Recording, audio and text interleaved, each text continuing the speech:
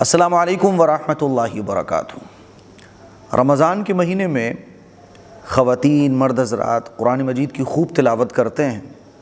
کبھی کبھی کیا ہوتا ہے کہ قرآن مجید مکمل نہیں ہو پاتا ہے۔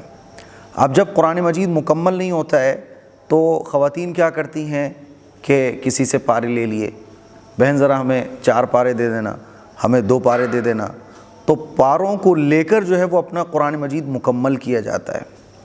تو اس کا کیا مسئلہ ہے؟ اس کو خوب اچھے طریقے سے سمجھ لینا چاہیے کہ پارے لے کر اگر آپ اپنا قرآن مجید مکمل کرتی ہیں تو یہ آپ کا قرآن مجید مکمل نہیں مانا جائے گا۔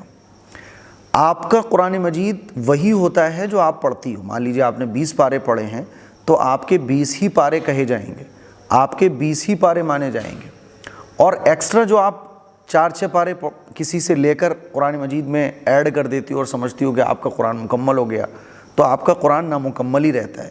ٹھیک ہے؟ تو دوسروں سے پارے لے کر قرآن مجید مکمل بالکل نہ کریں۔ اچھا، اب ایک سوال آئے گا کہ ہمارا تو قرآن رہ گیا اور رمضان کا مہینہ مکمل ہو گیا تو اب کیا کریں؟ تو کوئی بات نہیں، پریشان ہونے کی ضرورت نہیں ہے۔ رمضان کا مہینہ مکمل ہونے کے بعد آپ اپنے چھوٹے ہوئے پارے پڑھ سکتی ہوں۔ مثال کے طور پہ چاند رات ہو گئی اور آپ کے ہوئے ہیں 25 پارے، اب 5 پارے رہ گئے ہیں، تو اب 5 پارے جو یہ رہ گئے ہیں تو یہ آپ عید کے بعد پڑھ لو۔ رمضان کا مہینہ گزر گیا تو کوئی بات نہیں، عید کے بعد ان 5 پاروں کو آپ پڑھ لو۔ ٹھیک ہے؟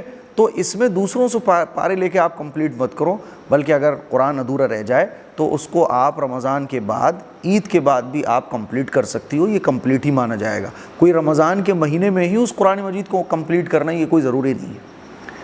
ہوتا یہ ہے کہ دوسروں سے پڑھوا لیے تو دوسروں سے پڑھوا کر وہ آپ کے نہیں کہلائیں گے، آپ کے وہی ہیں جو آپ نے پڑھے ہیں۔ اس میں بڑی غلط فہمی ہمارے معاشرے میں پائی جاتی ہے۔ ادھورا رہ جائے تو بالکل نو پرابلم، کوئی ٹینشن والی بات نہیں ہے، عید کے بعد اس کو کمپلیٹ کر لو۔